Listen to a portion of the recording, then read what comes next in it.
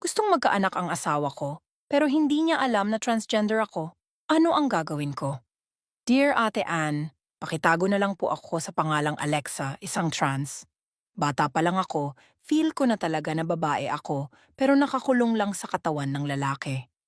Kaya lumaki ako na parang babae ang turing ko sa sarili. Kahit yung mga galaw ko, pananalita, lahat pang babae talaga. Hanggang sa pati mga damit ko, puro pang babae na. At syempre, hindi lahat ng tao tanggap yun, kaya ang dami kong pinagdaanan na pangungutya. Pero tiniis ko lahat kasi alam ko sa sarili ko kung sino talaga ako. Nung nagkaedad at nagkapera na ako, sinimulan ko na ang pagbabago sa katawan ko. Isa-isa ko nang pinaayos ang katawan ko. Nagpa-surgery ako hanggang mukha na talaga akong babae. Nagpalagay na din ako ng at syempre nagpalagay na din ako ng para masabing totoong babae na ako. Yung tipong kahit sinong makakita sa akin, hindi iisipin na trans ako. Kaya nga minsan, naiisip ko na baka okay lang na hindi na ako mag-out. Tapos dumating yung araw na nakilala ko si Cedric, hindi niya tunay na pangalan. Grabe Ate Ann, ang gwapo niya. Sa unang tingin pa lang nahulog na agad ako. Parang lahat ng pangarap ko bilang babae siya ang sagot. Mabait, maalaga at pinaramdam niya sa akin na babae ako.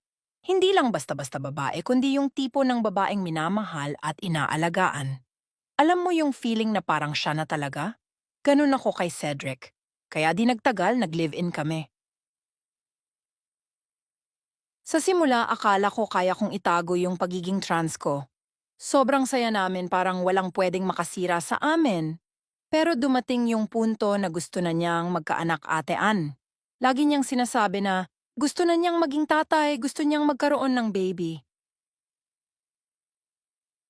Pas, wala akong maisagot. Lagi kong iniiba ang topic o nagpapalusot, pero gabi-gabi na lang pinipilit niya akong bigyan siya ng anak.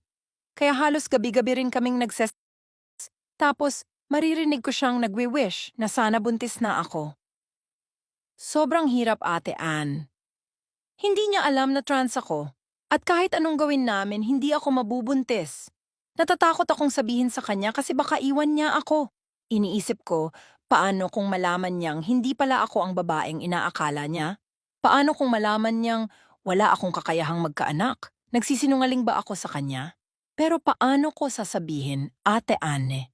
Mahal na mahal ko siya at natatakot akong mawala siya sa buhay ko. Pilit kong iniisip kung anong dapat kong gawin.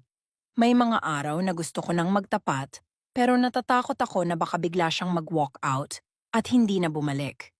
Kung aalis siya, Ate Ann, hindi ko alam kung kakayanin ko.